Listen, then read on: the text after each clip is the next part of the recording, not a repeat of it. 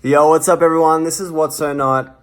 Today I want to run through with you something that I've been avoiding for a long time, and that is upgrading to the new MacBook Pros, the ones with USB-C inputs requiring you to have all these dongles and attachments.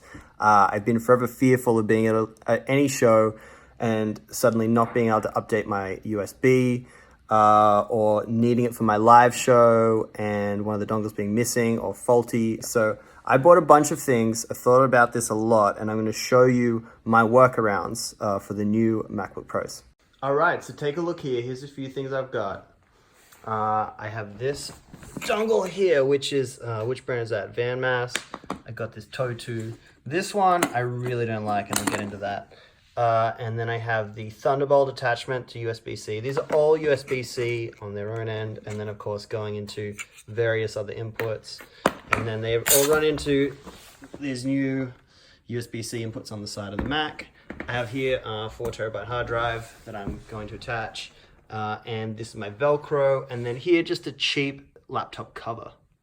All right, so my solution to ever losing the dongles and not being able to plug in all your different devices is something I've been doing for quite a while, where I would Velcro my hard drives and their cables to the back of my laptop so that they would always be plugged in, they would always be stable, and I could get my laptop at any moment in a car for 5 minutes, whatever it might be, and not be sort of, trying to rest it under my leg on the car seat or put it in the car door, and then hopefully someone doesn't open the door and the hard drive flies onto the ground, or walking around the house with it trying to show somebody something and then drop it and smash it and lose all my data. So this is how I've avoided that for years, and I'm kind of expanding on that right now with this process. Oh, and one extra thing I didn't do before that I've changed. I've constantly had the problem going through airports where they only allow a laptop to go through. Anything attached on top they ask you to remove. I used the wrong Velcro because I wanted really strong Velcro to make sure my hard drives never fell off.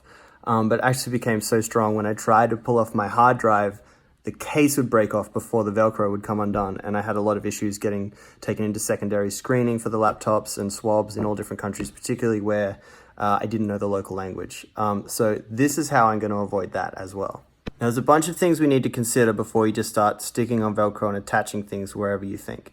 A big thing here is you want to be thinking about weight distribution and making sure that you still have full use of your screen coming up and down with everything staying connected and cables not being too stretched or folding too much. Start having heavy things like the hard drive on the top of the laptop.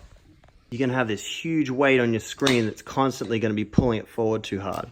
So make sure anything heavy is down the bottom. You need to make sure when you're attaching is that your screen still has full mobility to come back, which actually means raising the hard drive up a little bit off the bottom. The next thing you need to do is to check that your dongle has a cable long enough so that you can still open your screen fully and it stay in its place without becoming unplugged. As well, I'm going to throw a bunch of devices I might usually use in here and just check that it's still functional wherever I'm choosing to position it. All right, time to start sticking down some Velcro. So because my hard drive is a bit heavier than the other attachments, I'm going to use some extremely strong Velcro. Here's my quick unsponsored review of a few of these different dongles. So this one, kind of trash because it plugs in on the side of your laptop like this, and all the weight is just put on these two little prongs here. It's really prone to just snap inside, or someone walk past and just knock this whole thing off. So I vote against this one. Now this one I thought was going to be my winner because it has all the same as this Toe2, except that the USBs on this are all USB 3, whereas the other one, some are USB 2, some are USB 3. But this input here does not seem to click in as firm as on the Toe2, which really concerns me if I have USBs transferring information or whatever hard drives might be plugged in. So although this has a mix of USB 2 and 3, I think I'm more concerned with this staying input and not losing connection while things are being transferred. So with all those things in mind, I've now placed all my pieces of Velcro on my laptop and on the devices. And I just plugged everything in and check that the laptop still opens. Perfect. And now when I get to the airport, what I'll have to do is unplug all these dongles and take off the case. Now, one final thing that's so amazing about this is how much money you can save. I think the new Macs typically come with 500 gigabytes of memory space, solid state memory space. And I think it's maybe $1,000 for every 500 after that.